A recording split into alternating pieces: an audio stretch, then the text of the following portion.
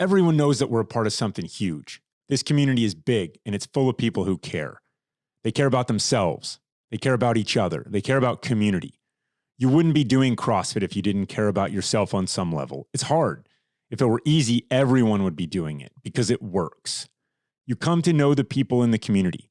Everyone comes for the community, and we all know that we have the ability to affect something bigger than ourselves when we come together to serve our community, whether it's a local thing or a local family or something national or something we want to bring attention to. It's a lifestyle. Lifestyle is not just about what kind of car you drive, what kind of clothes you wear, or what you do on your vacation. Lifestyle is this mindset. It's overarching chi. It's, you know what? I'm fit. I feel good. I'm happy. I'm here to help people and make the community better. Not just our community, but everybody. A paying it forward type of thing.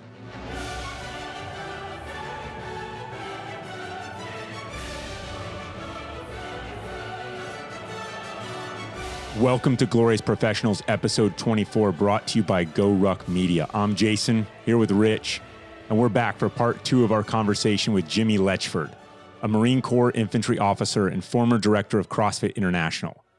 In the last episode, we talked about his service and what led him to the Naval Academy and then to become a combat decorated officer in the Marine Corps. Now we're going to transition to his experience at CrossFit HQ, specifically as it comes to community building. Of note, we recorded this episode prior to CrossFit CEO's remarks that rightfully so led to his resignation. Our focus in this conversation is to talk about how Jimi helped empower and grow the CrossFit community from the very earliest days. Let's dive right back in. Moving into the next phase of your career post Marine Corps service at that time, how did you get involved with CrossFit? Yeah, so when I went on to my B-billet, I went to the School of Infantry. One of my Marines while I was in Iraq is like, "Hey, sir, you got to try this CrossFit stuff." And I'm like, "Okay, I'll give it a look."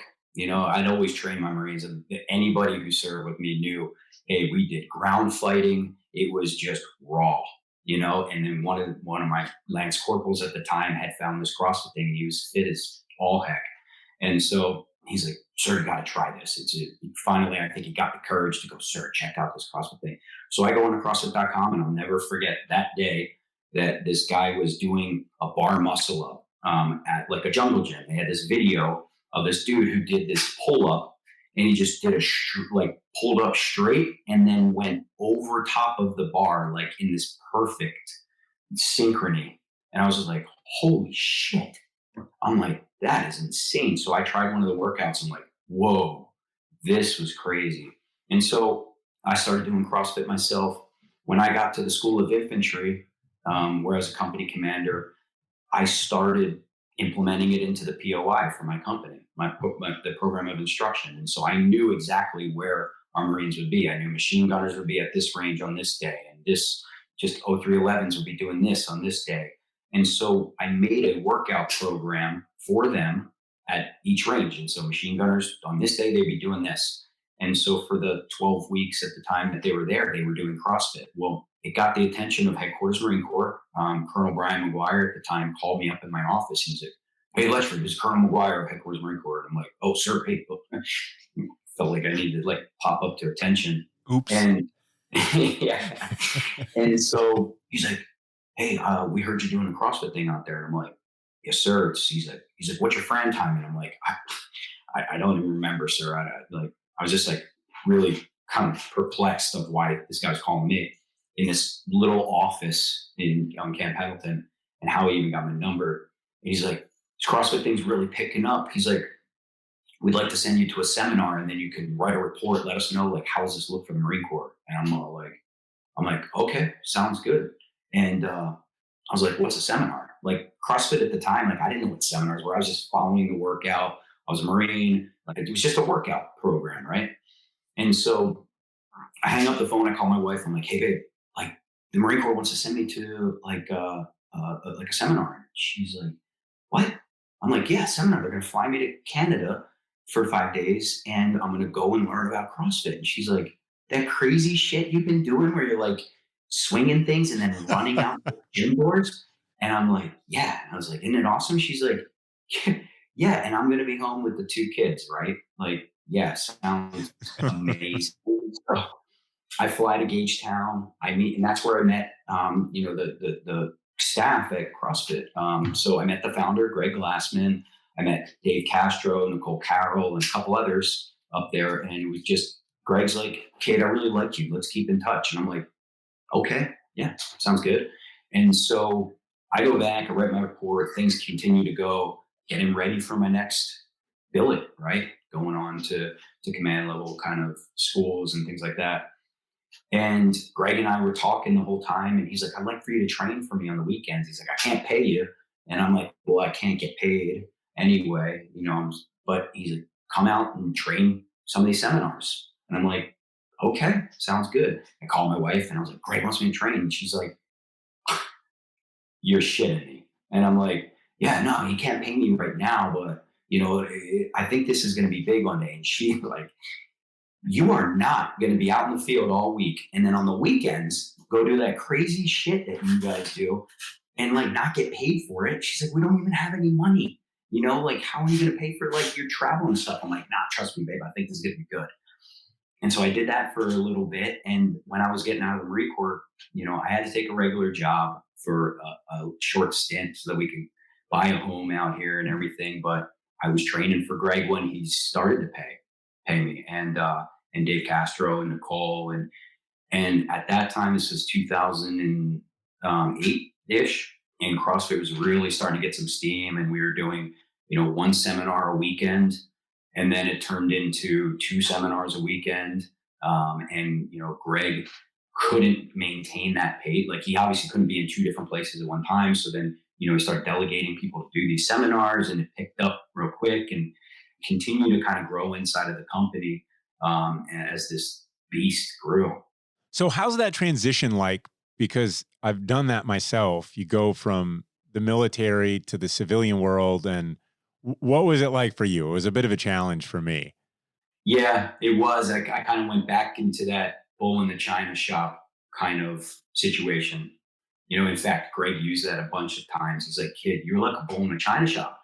In the Marine Corps, especially, and I don't know how it is in the Army, obviously, but it was just kind of like, dude, you go home and the job's done type of thing. It's not like, it's not a 9 to 5. You don't close it down at 5 o'clock and then come back the next day and pick up where you left off. It's like, if it ends at 3 a.m. in the morning, and you don't have your sight count for your weapons or whatever it is, you go home at 3 a.m. and then you're back at 6 a.m. if that's when formation is, right? And so I kind of took that mentality into the corporate world. And like that, it's definitely a good thing. And I think companies that employ military people really appreciate. And then there are other companies that are like, whoa, dude, pump the brakes a little bit. And that was tough for me to kind of catch a pace and start, realizing that you're not working with people that might come from the same background or they have the same kind of work ethic. And yeah, that was tough for me. Okay, so back to the sort of CrossFit HQ. Like, I mean, what was it in the early days? I mean, what was the sort of vision besides just riding the beast? Yeah, I mean, it was very underground. CrossFit was a very underground. We got the names. We were a cult, all that kind of stuff. But it was, people were proud of it, because CrossFit was a revolution at the time because people were training long, slow distance on Monday, Wednesday, and Friday, and doing chest and buys and back on Tuesday, Thursday, Sunday kind of thing. And in comes CrossFit and just explodes the fitness world. I mean, and the people who got it, got it. And they didn't give a shit about what other people thought about them. And so it was a really, really cool time to be a part of the community. And gyms were opening up all over the place, and people were like, I get it.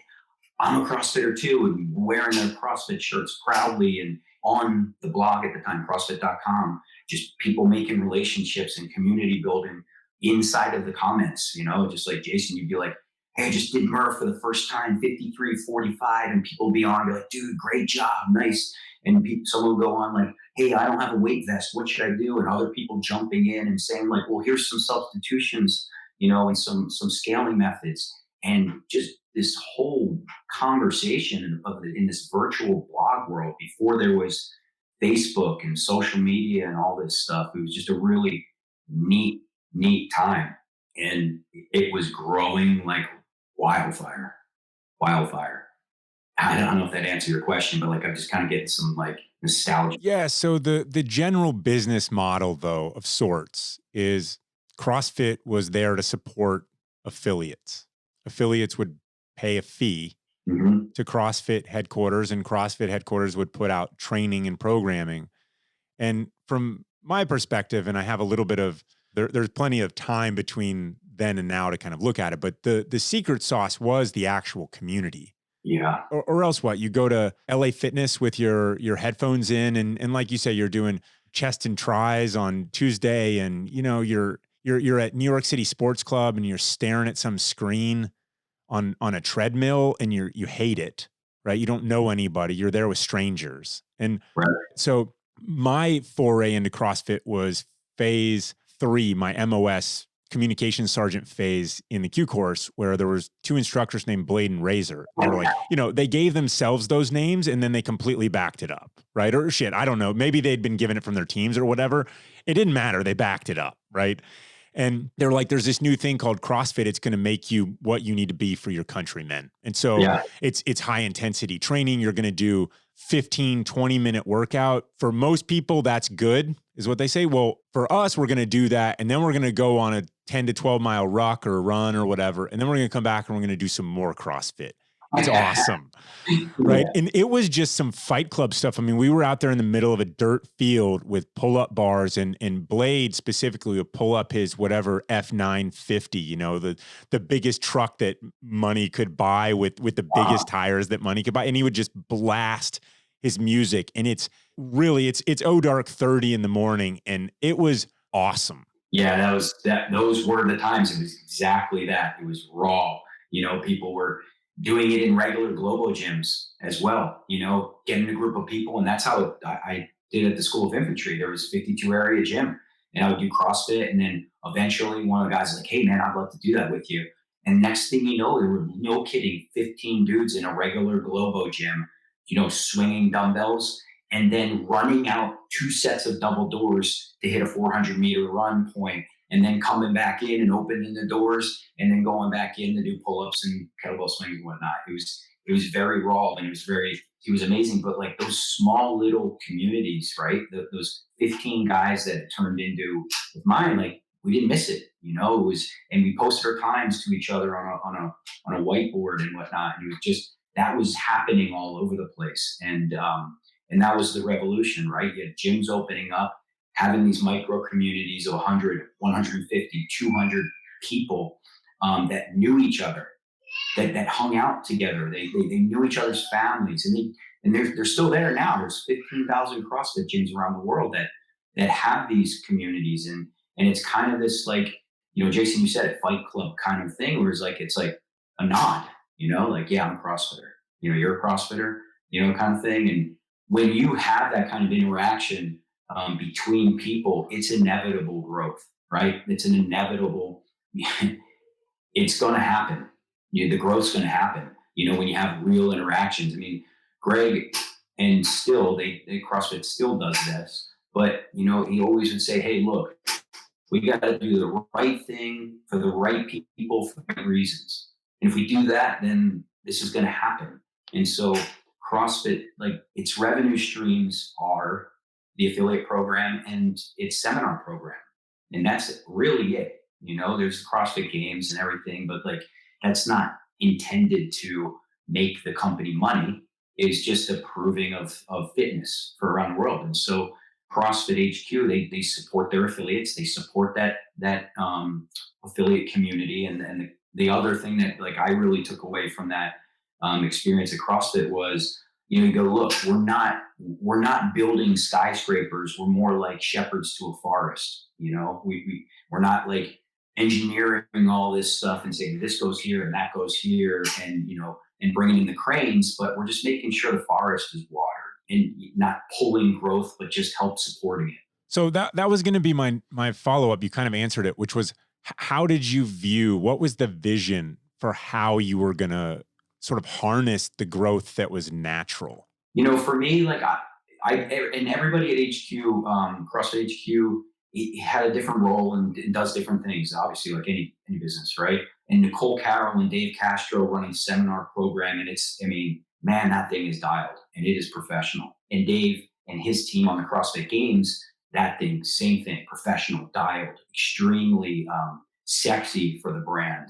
For me, like I was more a relations guy, if you will, and so I had my own CrossFit gyms, and I thought it was really important for me to be an affiliate if I was going to be anywhere near CrossFit HQ. I wanted to know what it was like. I wanted to know what the hardships are and how you're going through. And like, it was important for me to know what it was like, and which kind of leads me to being a part of the community was my way of contributing to it, and so being down at the level of the affiliates, being an affiliate myself, going to affiliate events, and just embedding myself in the community as a CrossFit HQ representative was, I think, the greatest contribution I could have given. I mean, in little fun story, earlier this year, Em and I went to Paris, and we were there and we linked up with the folks at CrossFit Louvre, and we're having some beers with them afterwards. And your name just has a way of, oh yeah, Jimi. He's like, Jimi. And I heard so many stories about Jimi, right? And then, to protect the guilty, I won't share all of them here or anything. Yeah. But every affiliate that I've ever met that's been around a little bit, they all know you and love you, right? I mean, there was a clear connection that you had made with people in support of them. And I think that all along, I mean, the community has been the secret sauce, and yet community building is not something that bean counters in a business sit and say, oh yeah, this is great for business. Let me allocate resources to interpersonal relationships, or to supporting the community, or to having someone who's going to make phone calls or go visit someone, or presence implies interest. Sometimes you got to show up, stuff like that. I mean, so what was that like as there's so many affiliates and you're kind of, whatever your role, I mean, what was your role in that? Thank you, first off. And I don't know, I just loved, and I love being around people and stuff. I love the CrossFit affiliate community for all that they're doing. These are, a lot of these gym owners are former business owners, lawyers, doctors, no kidding, that would leave their craft, their practice, and then jump over to help other people because they love CrossFit themselves, or it's impacted them, or they're been pulled off the diabetes, spectrum and medicine and whatnot. Now they're healthy, and you're like, dude, I got to do this for other people. But like, just being a part of an amazing community, I've met some great people, and I know who you're talking about in France. That is a great group of individuals, and they are representative of so many other communities in places I've been in, Arkansas and Spain and Germany and whatnot. And so I don't look, my whole ethos for just how I do things in whether it was for CrossFit or for others is just like, you got to give. Like, you get what you give in life. And that's really, like, if you give love and you give support and you just give it away, it comes back to you in spades. And I try to do that. I try to do that at CrossFit, and I try to do it in my current life and in my family and everything. And it's worked out well for us. And like, will I be rich for it? I don't know. But I'm rich with love. You know what I mean? Chris Stapleton says it best, man. It's probably my favorite song, and like, my daughter sing it to me. It's just like, he sings this millionaire song. Yeah, I'm a millionaire because of it. I'm a millionaire because I have love, and it'll be my greatest legacy, I guess. I don't know. We still have a lot left to write, Jimi. All right. Yeah. Let's not go riding off into the sunset yet. Yeah, dude, I get that. Okay, so I've got this is just something that has always kind of fascinated me about the CrossFit business model, and then combine it on the community building side. So bear with me for just a minute, right? So the community building that I've been a part of. I mean, Green Berets are teachers, right? You work by, with, and through local forces. That's your sort of community. That's an add-on to your team community. Now, there's a lot of stringent processes that you go through to do that. Special Forces assessment and selection. Everybody gets to be kind of on the same page, right? There's quality control of sorts at the highest levels. Now, marry this up with kind of doctrine for franchising anything. So take Chick-fil-A or take In-N-Out or take, places that it used to be McDonald's is kind of Right. the one that's up here where you say, hey, McDonald's will tell you exactly how to be McDonald's. And that's sort of what Chick-fil-A might be a slightly better example right now. I mean, if Chick-fil-A were running the coronavirus testing and stuff, it'd be going pretty well, I think, right now, For sure. you know. So when you kind of marry these up, like this idea of CrossFit as community bottoms up. I mean, you came into CrossFit the same way I did in the military, and like you didn't owe CrossFit a dime for doing it. And then CrossFit comes out with seminars, and you go through a seminar and you become a level 1 certified trainer, and that gives you the right to become an affiliate, right? So the challenge that I see looking at just kind of doctrine is you've got some wide disparity in terms of experience in training others and in how that's going to kind of translate to at the community level, because the CrossFit brand becomes attached to everything. Right. So it's a different way. And I've read Greg Glassman's response that, the market will decide, and obviously the market will decide. I'm just wondering if you have any insight on how that actually played out and what the challenges are when you've got a broad array of CrossFit owners. Yeah. Well, I mean, look, it's grown exponentially every year, because of the hands-off approach. And, like the McDonald's types, or the mentality of McDonald's, Chick-fil-A, those types of brands. I mean, they do things right from a brand standpoint, and Chick-fil-A, man, like that is an amazing sandwich. But anyway, on the flip side, and how CrossFit does is like, look, Greg's a Machiavellian, if you will, right? He doesn't want people telling him what to do. And he tried to build a program and has built a program that he would be a part of. And so, like, he doesn't want some big brand to tell him what time to open the doors and how to brand, the shirts and, what they should be charging, and put all these kind of restrictions on it. He says, like, look, I'm going to build the market. I'm going to have the training program. The brand will be CrossFit, and I will protect my affiliates. And if you want to be a part of it, great, and here are your left and right lateral limits of what you can do as being an affiliate, and go off to the races and succeed. I'm not going to take, other than your affiliation fee, which is pretty minimal every year. I'm not going to look at your books. I'm not going to take a portion of your profits. Go out, get rich, prosper, enjoy it the way you're going to enjoy it. I just want my program to make people healthy. And like, that's been the beacon, health and wellness the entire time. And Harvard Business School did a case study on CrossFit 5 years ago, and it keeps going back because of, this is so unlike anything they see. It's just, how is this possible? Because that's how the Harvard Business School works. Most of its case studies and discussion, and read these case studies about businesses, and they bring the business owners in to discuss what's worked for them. Do you take investment capital? Do you not? What did you marketing? What's the growth look like? Is this sustainable? What is your succession plan, and all these things? And like, they look at CrossFit, and it's been so exciting to these business school kids, because they're like, this is so not possible, but it's working, Yeah, that's fascinating. So on the community side, I mean, you got a heart of gold, man, and it's clear how much you just love the people in the community. What are the takeaways? I mean, how do you do community at a grassroots level? Which, if the programming sucks and the seminars suck, then the community will wither. It will go somewhere else where it's better. You're coming at it almost from the ground up, though.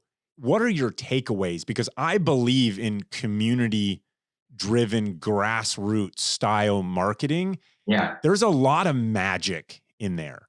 And you came to be at CrossFit for 11 years. Is that right? 12 years? Yeah. 12 years. Yeah. And Hmm. and so you saw a rocket ship of growth. You saw the community explode and continue to grow. I mean, if you're going to stand up at Harvard Business School and say, here's my kind of doctrine on community based grassroots guerrilla marketing, I mean, what is it?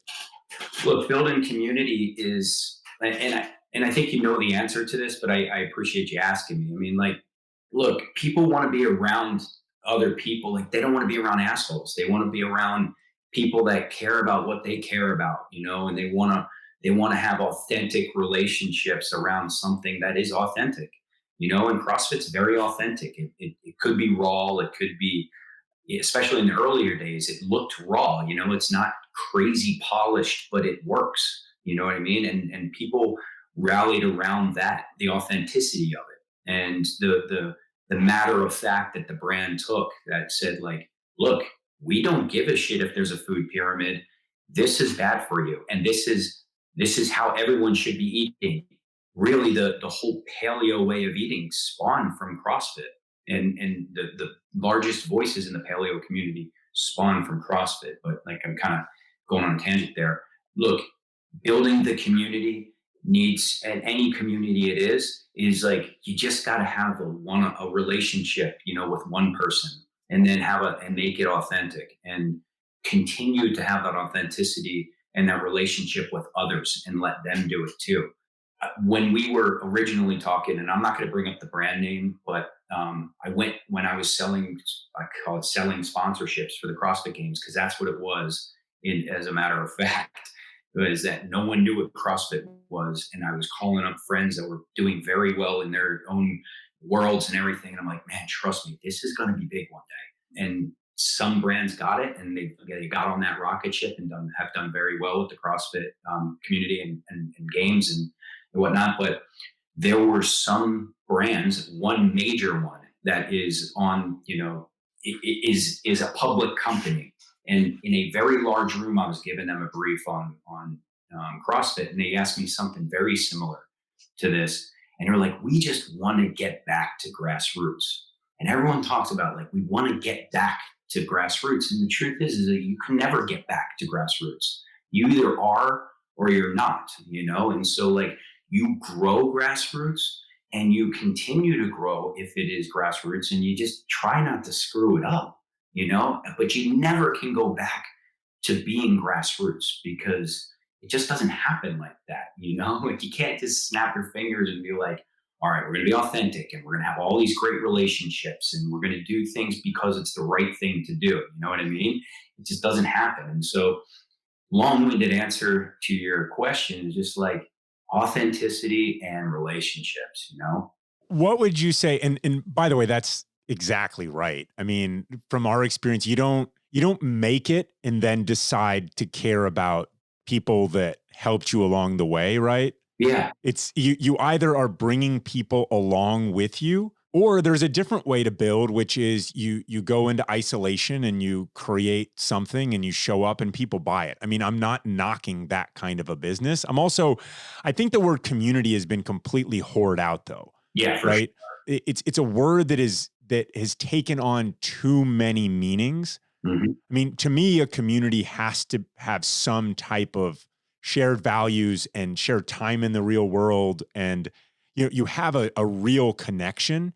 And people Yeah. are saying, oh, well, we're an online community. Like, I Yeah. mean, Yeah, I get that, man. There's got to be meaning. You've done it at Go Rock, Jason. Like, what you guys build over there is a fantastic grassroots community.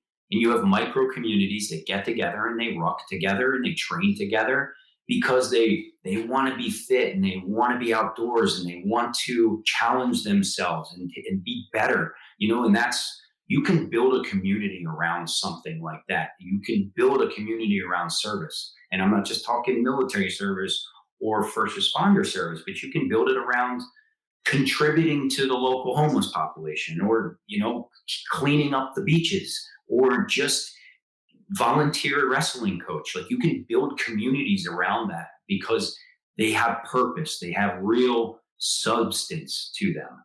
But I agree with you that the word community gets hoarded out pretty significantly, and especially right now. And I'm not going to get into the politics of anything, but you can see it. So, what would you say your high was within the CrossFit community? That moment where you're kind of standing on the mountain, and you, every once in a while, you give yourself those moments, right? Where you're like, man, this is just really, really awesome. Wow, that was a curveball. When I got to run this international program, and what that was, like, I got to be around other great leaders in their local countries, is really what that was. It wasn't really even a job. It was pretty just awesome. The guys at CrossFit in France, right? Daniel. CrossFit Louvre, let's give them a plug. Yeah, Daniel Chaffee and Julian and all the crew over there. They're just an amazing group of individuals. And like I said before, they're a microcosm of this larger community. I got to stand with these people in front of the French affiliate community and just say, like, dude, you guys are great, and what you're doing is fantastic. And I got to do that in France, and I got to do it in Spain and in Germany and Brazil and all these countries around the world. And it's just like, that's pretty awesome. Being able to, like, go out and thank people for, like, what they're doing for health and wellness and making people's lives better. And, like, to me, that was a lot. It wasn't signing the Reebok deal, or, there was one time where a guy got grinded it out grinded it out in the 2010 CrossFit Games. I've been trying to get a flyover for the games for all these years, right? And finally, one of my buddies was an F-18 pilot, and he just had the connections. And getting a flyover for an event, especially when it was as small as it was in 2010, where no one really knew what the CrossFit Games was, that was a great moment where I was standing there on VHF, and I see the birds probably 3-5 miles out, and they were right on target, right on time. Finished the national anthem, and they went right over the top of the stadium, and I got goosebumps right now. It was just America. It was just freaking awesome. And honestly, like, I called in close air support, like real jets on real situations. And that was awesome because you had this whole CrossFit community that had no idea it was coming. That was a pretty high moment, actually, now that I think about it. Yeah, it's fun. That's great. All right. So last question for you is, what advice do you have for our next generation? I mean, I know you got a bunch of kids running around your house, and I know you think about this kind of stuff as well. You've taken a career in service of different kinds, service in the Marine Corps, service to community building, to getting people part of a community, healthier, more active, all these kinds of things. What's your advice to anybody who sees your story and says, well, I kind of want to do that or something like that? Yeah. Well, I've said it before, but I really believe I tell my kids this, and whatever, you get what you give in life. Just give, like, give, give, give. You'll be a better person for it. The community will thrive because of it, and you'll feel good about what you're doing. So give. I get asked to speak at Semper Fi bowls and things like that to young athletes. Coming up soon, Harvard Business School, I'm sure. Yeah, right, buddy. Yeah. Honestly though, I like being like a behind the scenes kind of guy. You know what I mean? Like, just making things happen. So, like, yeah, I don't know if that'll ever happen, but who knows, man? But I think that, like, some of the greatest lessons I from my career and being in the military, one of the biggest things, and the Marine Corps says something very similar, but it's like, run to the guns. Like, you got to run to the guns, and what that means in my mind, and whether you take this as a young buck just trying to contribute to the local high school or your community, or you're a business person, or you're an entrepreneur, or you're a family person, or you are a military leader, Just like run to the guns. And what's that mean? Like put yourself where the friction points are in whatever it is. If it's your family, put yourself where that friction point is and make decisions and solutions. You can't do things from sitting in the back seat. You got to go and you got to get out and you got to expose yourself and get in a position where you can make true change, whatever that is. Don't be afraid to do it and go for it. And, we encourage our kids to do it. I've got 5 kiddos, and whatever it is, it's just like challenge yourself, expose yourself. It's okay to get there and give it a shot and fail, but you got to be there to do it, like you just got to do it. And nowadays, I just don't see that happening. I don't see it as much, and people don't expose themselves, and it's all a fake facade on Instagram and social media and whatnot, and just people aren't willing to go and fix things and do what's right. Run to the guns. Run to the guns. That's awesome. You got anything, Rich? That's it. As I've listened to you go through your processes in life, I heard the transition, because we all talk about leadership, but I heard the transition that you made to add not just leadership, but mentorship.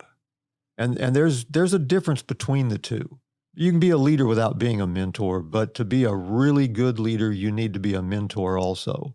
And what that means is you take all of the experiences that you've had in life, all the things that people have taught you from schools to whatever it might be, to just normal life, and you pass that on to those around you to make them better, because the ultimate creed, if you will, of any leader is to build more leaders. Mm-hmm. That's your job. That's your real job as a leader. Yeah, you're going to lead people, but you need to transition people and help them become leaders themselves. And you do that through mentorship, by becoming involved in whatever it is you do, and you become the mentor to those around you that are like-minded, that want to be involved in what you're doing. You become that mentor. That doesn't mean you just get old, although sometimes it does mean you get old.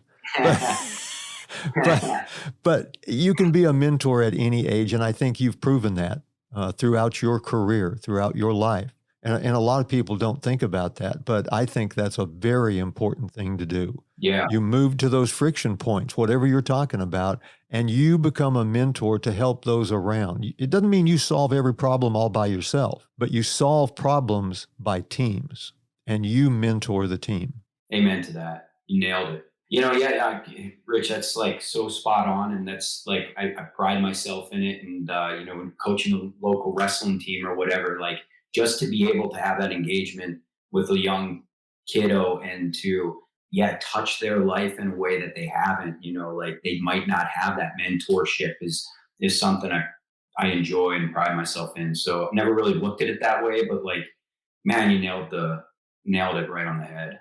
In full disclosure, I missed a lot of this stuff, in my deployments, and everybody's story is different and everything. And it's all a timing thing, but like I missed serving a bunch, and I just recently rejoined the reserves, and I have this amazing opportunity to join the reconnaissance community. I don't have the reconnaissance MOS yet, but it's a new challenge for me. I love being around Marines. I love serving with Marines. And so when I got the opportunity to join Fourth Force and I met some of the individuals, the overachievers over there, I was like, man, I have to be a part of this. And so, it's time for me to like get back up on the saddle and start serving again in other ways. And, that's what I'm trying to do now. So well, you're doing something that I think we all do, and we do it oftentimes without thinking.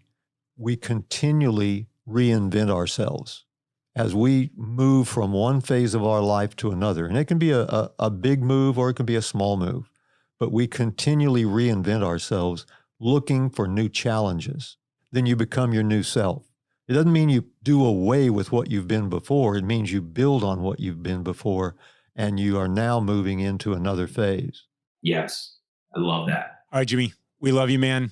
You got to get back to your 5 kids before your wife starts to hate me too. Yeah, I mean, I can on the other side of these doors, I can hear like the Minions movie going off, um, and kids wrestling out there. It was really great chatting. We've been no stranger to a couple late night jam sessions as well on Yeah, the road here and there, and I look forward to doing that again very soon. yeah. Thank you guys. Same here. All right, so that was part 2 with Jimi Letchford. We got a little bit more into the transition to CrossFit, community building, certainly the way of life based on his time in the Marine Corps. What'd you think, Rich? Again, it was a continuation of that life of service for Jimi. He left the Marine Corps, separated from the Marine Corps, and then got into a little corporate work. You could tell by the way he talked about it that the corporate world really wasn't for him. The way he didn't talk about it. Yeah, that's a better way to put it. and that's true for so many of us. The corporate world, while it needs to exist, and it should, and people excel at it, for those of us that have been through or hammered on the anvil, if you will, it's often not a good fit. And so his transition to finding something that he could really get behind, in this case, it was CrossFit. You could still hear in the background the love of Marine Corps, the love of his Marines, the love of the overall system, the military system, if you will. It was there. Because even when he was talking about the CrossFit games and the flyover, I mean, we're all getting goosebumps about that shit. And it's just like, yeah, I got it. He made a good transition, and he got into something that he could really support and get behind. And he took that enthusiasm that he had previously and shifted it to another venue. Yeah, and I think it's a struggle that many of us have been through on the family, service, business, life, marriage, all of that realm, right? I haven't met Jimmy's wife yet, but Jimmy really loves his wife. Absolutely. And his family. And not that others don't. I mean, you got it was like it broke his heart in a way to leave the Marine Corps, but he didn't see that going a route that would have been good for his family. That's a really hard decision to make. Yes, it is. It's heart-wrenching. Yeah. Very literally. And it's basically choosing between two families. yes. And that's really hard sometimes. Yeah. And Jimmy and I we met at the games about a year ago, and then have run into each other several times at various events along the way. And I mean, we're no strangers to sort of, hey, here's our case of beer in the hotel after everyone else has gone to bed type of stuff. And we just stayed up and bullshitted. And there is just a sense with him, a love of people and communities. And he's one of those people you meet and you just end up wanting to spend more time around. And that is, in essence, a perfect community builder. So we talked a little bit about this, but the idea of, hey, you have to be nice. You have to be, and he learned that the hard way when he was going through the basic school. No matter how hard charged, or no matter how gung-ho, no matter how right you are, it's like, do you want to be right or do you want to be married? There you go. We many of us face that every day, right? You want to be right or you want to be married? And with Jimmy, it's just, there's this love of the community that he's a part of, and he's just done it right. Well, he learned team building early on. How do you build a team? You build it through trust and honesty and respect and loyalty. And he learned to do that. And then listening to him talk about his time as the director of international CrossFit, that was great, because it was just, that brought out so many other questions. I just like to sit down and drink a beer and talk to him about, okay, when you went to Brazil, what did you see as the differences between CrossFit there and elsewhere? Or were there differences? Were they doing the same thing? Yeah, we'll have Jimmy back for that one. This is our podcast, Rich. You can ask him any damn question you want whenever you want. But you could hear in his voice the enthusiasm and the true feeling that he had for doing that particular job. And that's when you're listening to somebody that truly knows how to build teams and lead. And that's great to hear. And he had just a great story throughout that process. Yeah. Well, I hope you enjoyed our time with Jimi. We'll figure out another way to bring him back on at some point. Rich still has a lot more questions for him. Uh, Absolutely. so that's a wrap on the community building CrossFit side of his career in this episode. We thank you for listening and have a good one.